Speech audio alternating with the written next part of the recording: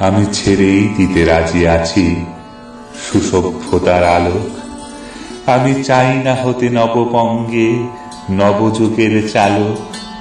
আমি নাই বা গেলাম বিলাত, নাই বা পেলাম রাজার খিলাত। যদি পরজন্মে পাইলে হতে ব্রজের রাখাল বালক, তবে নিভিয়ে দেব নিজের ঘরে সুসভ্যতার আলোক।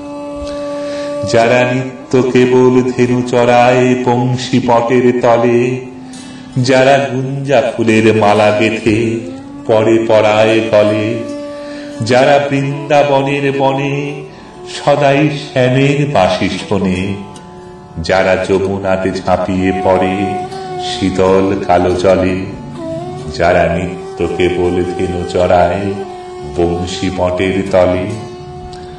ওরে বিহান হলো জাগরে ভাই, ডাকে পরস্পরে।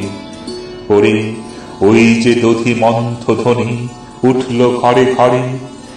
হ্যারো মাঠের পথে ধেনু চলে উড়িয়ে গোখুর রেণু।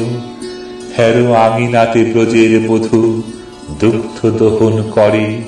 ওরে বিহান হলো জাগরে ভাই, ডাকে পরস্পরে।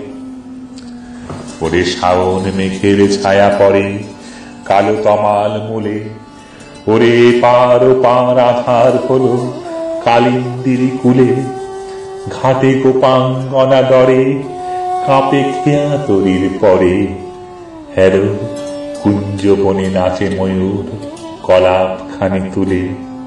ওরে শাওন মেঘের ছায়া পড়ে কালো তমাল মূলে।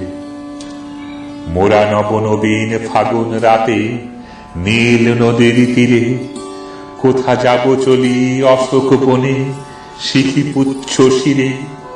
যবে দোলার ফুল রশি দিবে নিপ শাখায় কষি, যবে দক্ষিণ পায়ে বাঁশির ধ্বনি উঠবে আকাশ ধীরে। মোরা রাখাল মিলে করব মেলা নীল নদীর তীরে। আমি হব না ভাই নববঙ্গে নবযুগের চালক। আমি জ্বালাবো না আধার দেশে সুসভ্যতার আলো। যদি ননি ছানার গায়ে কোথাও অশোক নিপের ছায়ে, আমি কোন জন্মে পারি হতে ব্রজের গোপবালক।